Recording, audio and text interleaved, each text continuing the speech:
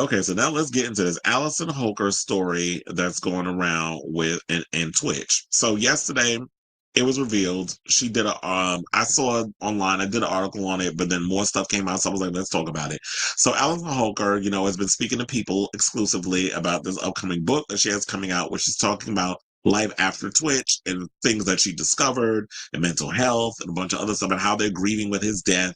And now his family is pissed because she out here spilling tea and even said that she had them sign an NDA, and that was the only way they could be able to attend the funeral. So we'll get into all that in a second. Even we had Candace from the Real Housewives of Potomac jumped in on the conversation. She ain't on there no more, but she jumped in on the conversation as well, making it a black and white thing. But we'll get into all of that in a second. But at first, let's go through the article. So Allison Holker is on, currently on a media blitz to promote her upcoming memoir, is sparking a family feud with relatives and friends of the late Stephen Twitch boss, going after his widow for labeling him a drug user. So shout out to Entertainment Weekly for this story. They said the comments on social media cropped up on Tuesday after a new interview with People in support of her upcoming memoir, This Far, which comes out February 4th, in which Holker claims that Boss, who took his own life at age 40 in December of 2022, had hidden a cornucopia of drugs, including mushrooms, pills, and other substances she had to look up inside his shoeboxes, which she found after his passing, saying, I was with one of my really dear friends and we were cleaning out the closet, okay, Eminem, and picking out an outfit for him for the funeral. This is what she told the outlet. She said it was really triggering moment for me because there were a lot of things I discovered in our closet and I did not know existed. It was very alarming to me to learn that there was so much happening that I had no clue about. Excuse me. It was a really scary moment in my life to figure that out, but it also helped me process that he was going through so much, that he was hiding so much, and there have been a lot of shame in that. Now, family friend Courtney Ann Platt shared a photo of the story on her Instagram on Tuesday with a lengthy caption slamming the memoir and its claims, saying, anyone who knows me knows I go straight to the source during a conflict and handle my business, but since there's clearly no shame in being so public, I haven't said a word in 2 years, but here I go. Here I go. Here I go. Here I go. Okay, girl, what's my weakness, man? No, she ain't say that. That was Salt and Pepper. But anyway, back to the story. So they said Platt, who said that she was there the day Holker and Boss got engaged and later when they got married, slammed the book and its press as by far the most tacky, classless, opportunistic act I have ever seen in my entire life. She continued. She said, we all had to sign some weird NDA to attend his funeral, even his own mother, who you treated like garbage this entire time. And let's just remember, you wouldn't even had a husband if it wasn't for her. Not to share anything to ruin his name, but if that was on anyone's mind in the first place, and here you go and write a book with all the dirty laundry smearing his name and attempting to dim the bright, loyal, loving light that was your husband, my friend. Platt also took issue with publishing a book shamelessly sharing the pages of Boss's journal, saying, what a joke. Yes, he took his own life, which is a fact all of us still can't fathom, and he was clearly having mental health issues, hurting so deeply, and this is your example of empathy, of your love, she concluded. The smear campaign for a buck is absolutely not what he would have ever wanted, no matter how bad he was hurting, not for a second. You're a living, breathing bulldozer. Stick to your own demons. Shame on you, Allison. Shame on your money-hungry team. Let my friend rest in peace, not your PR. Well, damn. Those some fighting words, niece. But here's the thing. You know what? I'm personally here for people before we get to the rest of the article, because I know a lot of people will come out and say some things.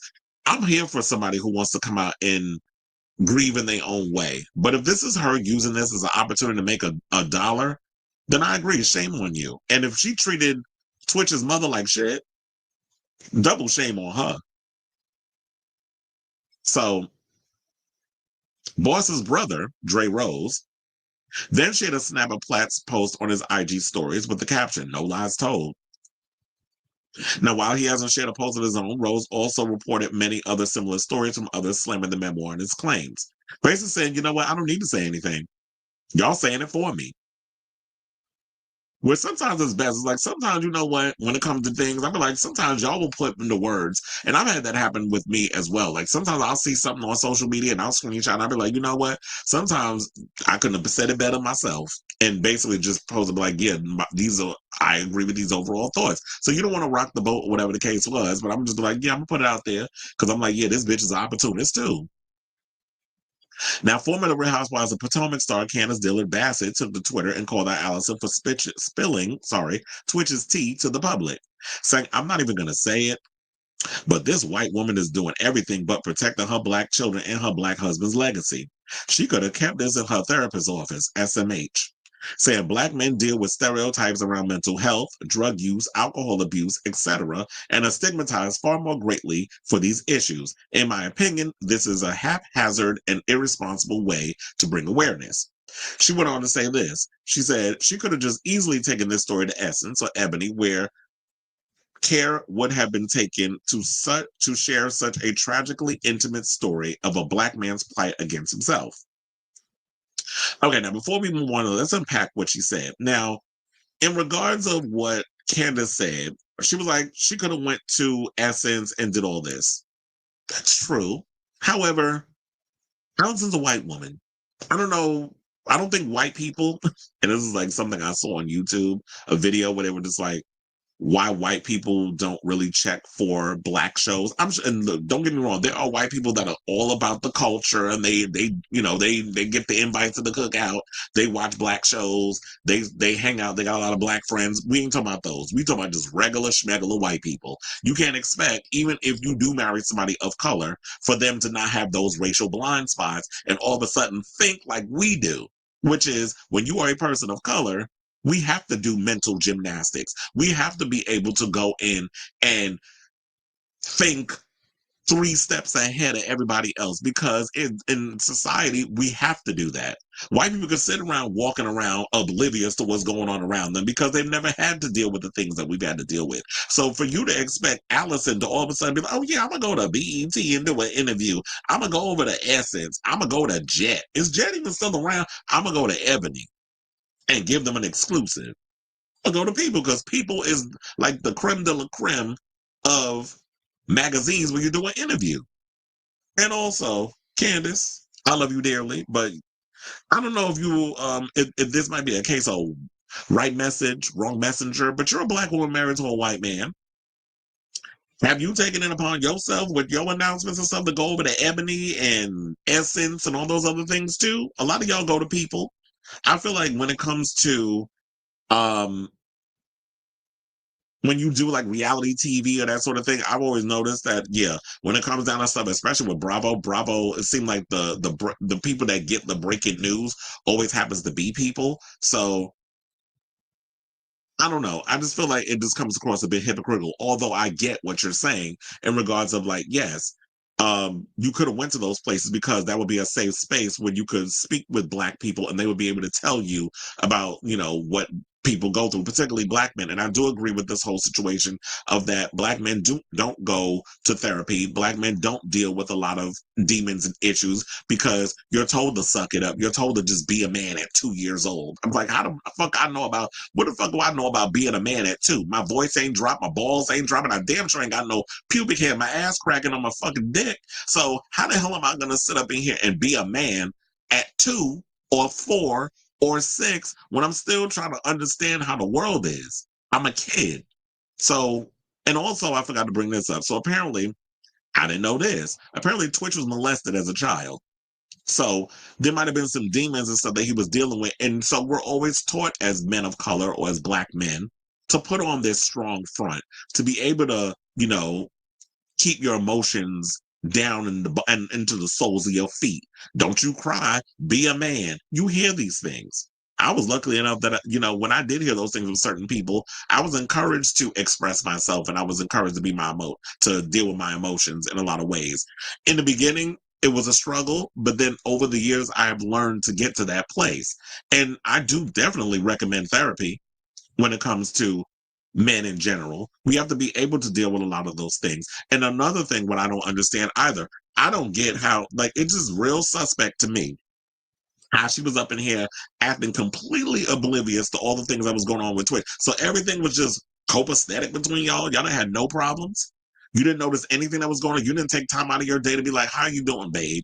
Or what's wrong with you? Or whatever issues you got, let's work through it together. I know one of the kids, and this is, I know, completely traumatic because she mentioned this in the interview, that his last words to his child is he took them to school before he unalived himself. I wish I could be your Superman. That's what he said to the kid before he dropped her off. I think it was his daughter, but before he dropped her off to school. So you can imagine that amount of trauma that that kid has on them now that they're thinking about that, because that's the last thing you said to me before you dropped me off to school, before you took your own life. And how he would go into the garage, or the, not the garage, in the what is it, the guest house that they had, and he was drinking and smoking his weed or whatever the case was. And I guess she kind of just left him alone to do his thing. So you trying to tell me throughout y'all marriage you wasn't fully engaged in trying to figure out what the hell was going on with your husband, or that he didn't feel strong enough that he could come confide in you on whatever issue that was going on in his life? Because you would think that the conversations that would be had, but then again, like I said before, when it comes to being a black man in America, we're taught that we can't express ourselves and deal with our stuff. We have to be strong all the time. This is why I always tell people you gotta take the time to check on your strong friends. Don't only just focus on the weak ones. So I was trying to see if there's any more stuff in here. So there is another post what they have here, what is like, this whole thing made me sad. He's gone. Why tear apart his name? I was fully supportive about you moving in and being happy, but this at paycheck was not worth disgracing his name. And Allison says, I'll always love you, just trying to help people feel safe and ask for help and support. And then they go and say, I love you too. It's so hard to hear. And I imagine it can't be easy going through what you've been through. There will be a lot of hate thrown your way, but it's not for me to just splice a difficult situation. It's just so hard to digest. I can't imagine how you feel. So I apologize for jumping to conclusions. And I can understand, like, people, well, who actually said that? Um,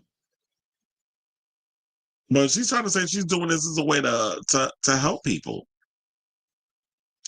And I can't tell you how to grieve, but then at the same time, you know what? This is just going to be tough for people, especially because, when it comes to anything going on with trauma in Black folks, we like to sweep it under the rug. And I guess because we don't want to give white folks ammunition to try to come at us with stuff. So we sweep sexual abuse under the rug. We sweep homosexuality under the rug. We sweep all the negative, or things that are deemed negative, under the rug, and we don't deal with it. But eventually you have to realize the more shit you sweep under the rug, eventually that dirt's got to come out from the crevices. So you can't keep sweeping everything under the rug, expecting eventually all that dirt ain't gonna come out.